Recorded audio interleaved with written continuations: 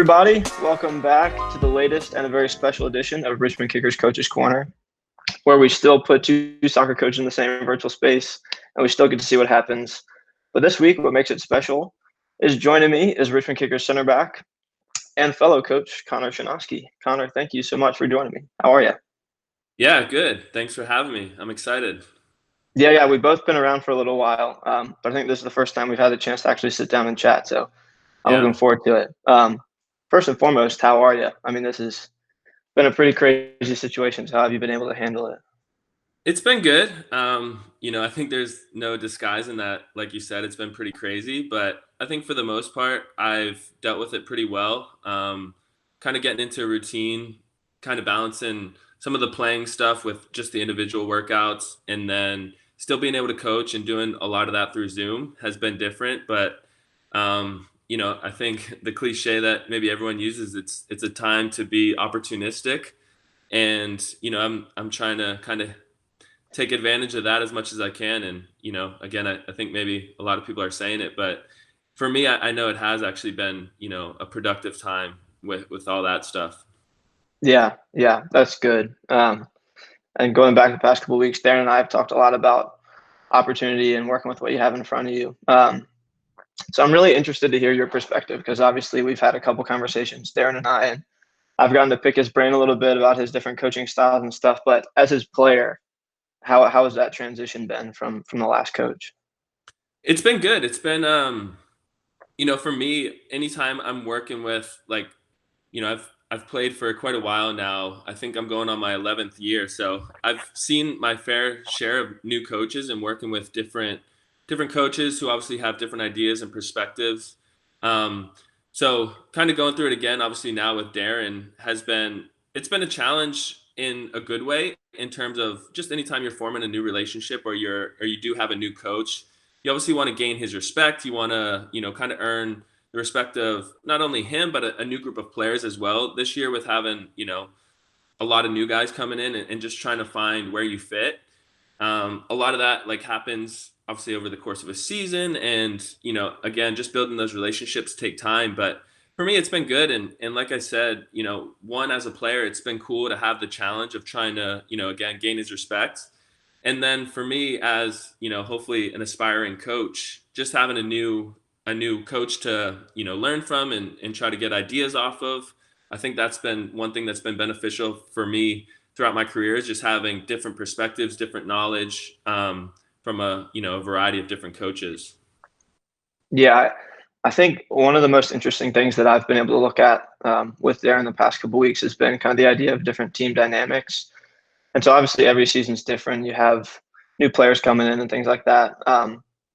But how have you all been able to kind of form those bonds for a new team given the circumstances and not really being able to see each other that much?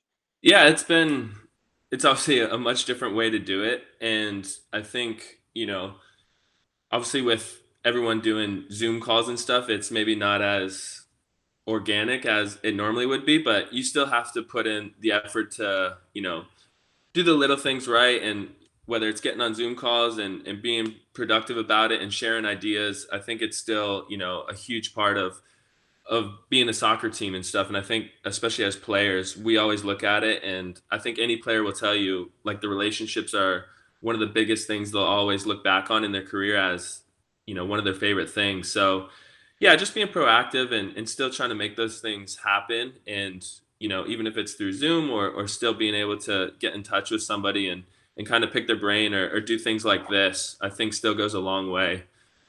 Even though I think we're all missing the personal aspect of it. Yeah, for sure. I know I am.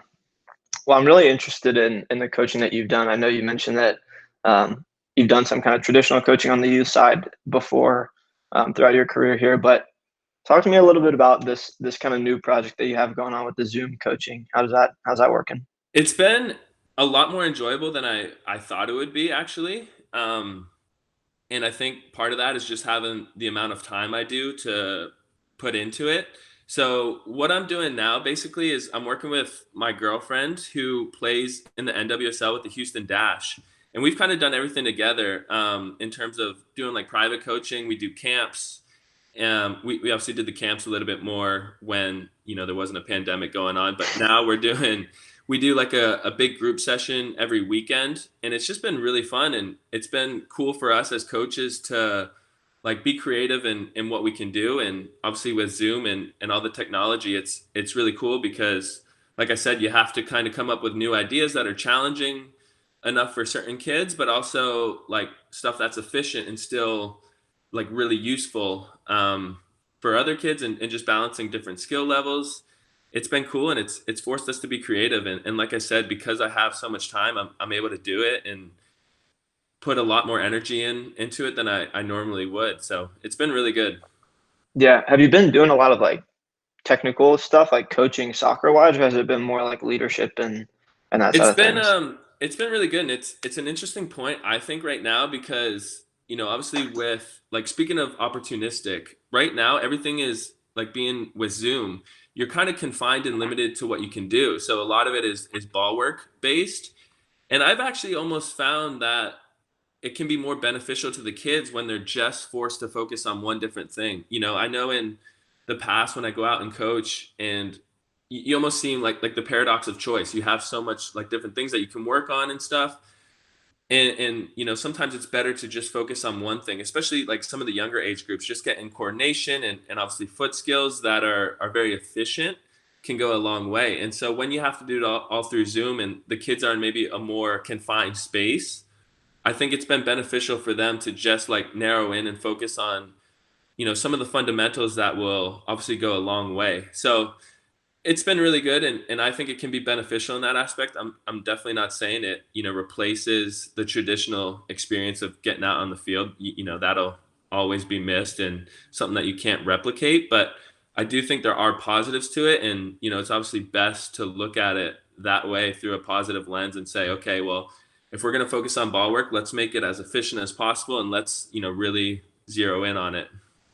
Yeah, that's actually a really interesting way to kind of frame it because I know that, in the normal hustle and bustle of life, there's a lot of things that can take your attention. And kind of bringing it back to a personal example that I thought of when you said that is that, I'm still a little bit of a player. I play in an adult league just for fun, and I get together with friends a fair amount, play pickup and things like that. But it's kind of interesting that now I can't do that. I still find myself missing playing and kicking the ball around and stuff. So I'll go up like to my high school to a field by myself and just like kick the ball off a wall. And that's Yeah, something that, I'm not going to do like when I can call up 10 friends and go play pickup. right. Um, but even now, just playing for fun, like it's still important to me to get better, and it's a fun process. And so having some sort of external factor that really drives that focus for me um, is an interesting way to frame it and kind of put a positive light on it. So that's cool. Um, well, yeah, the Zoom camp is an interesting um, concept, and so kind of the whole idea of this series is that Darren's kind of the experienced coach, and I'm the inexperienced up and coming high school coach. So that's cool to hear you talk about that because I do a little bit of personal training as well, and so using the technology that we have available is a an opportunity that I hadn't really thought of. So For that's sure. cool.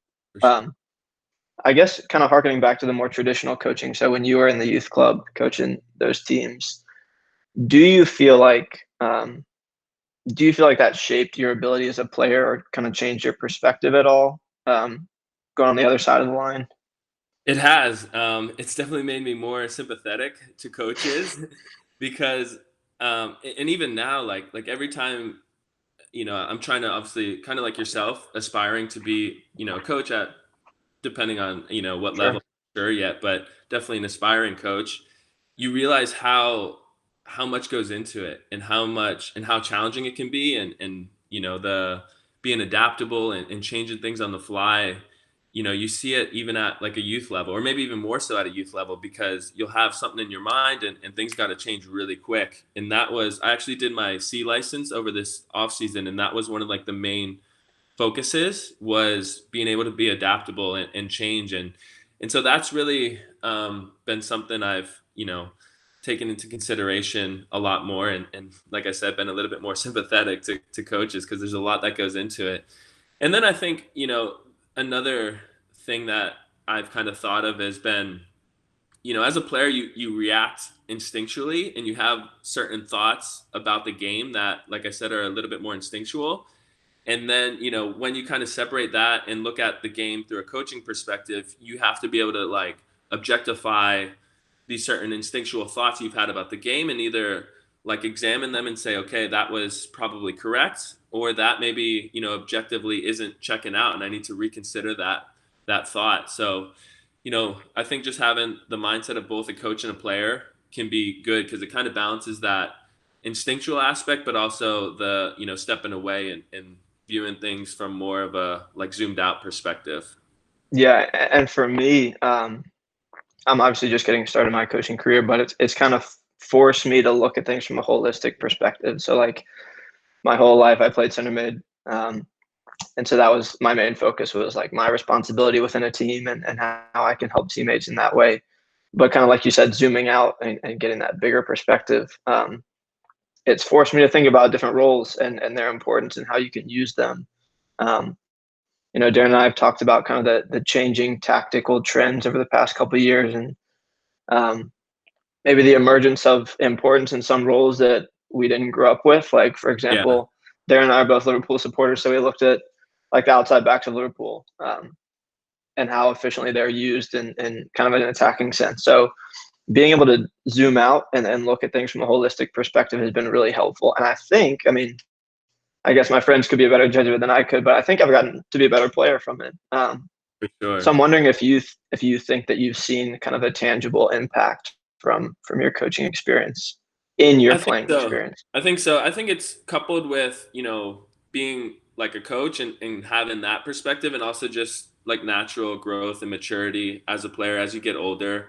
I think you probably naturally start to have a little bit more of like a zoomed out perspective as you get older, which is nice. And I think it has helped me. One thing I do, I like look back on some of my younger years and I wish I had maybe the perspective I do now.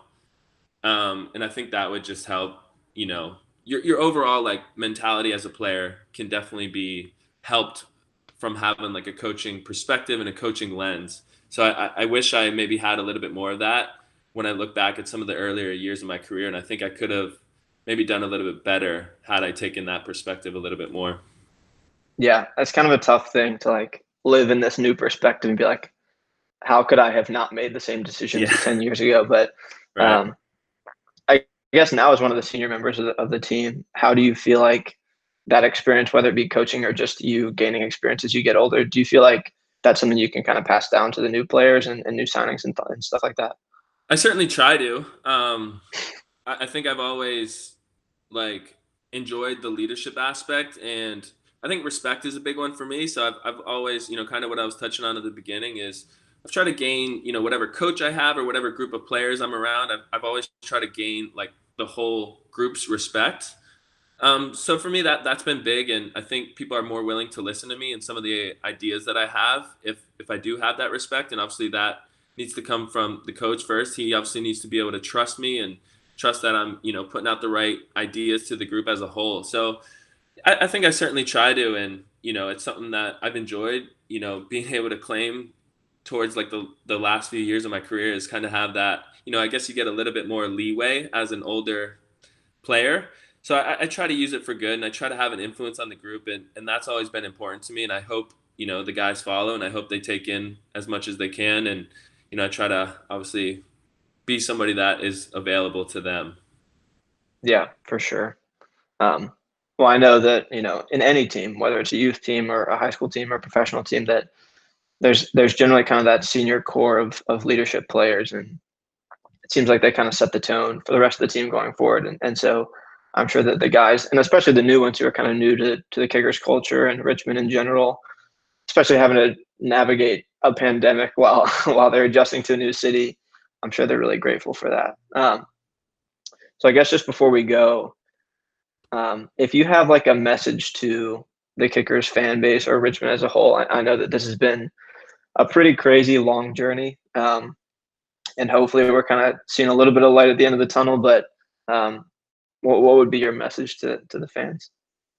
I think, just the whole staying positive and just, I think giving them that and the message that, we're still here, we're still in the community, we're obviously as much as we can, or we're going to be back in the community as players. But we're still available through social media and things like that. I think for me, anybody that reaches out to me on social media, I'm pretty quick to reach back to.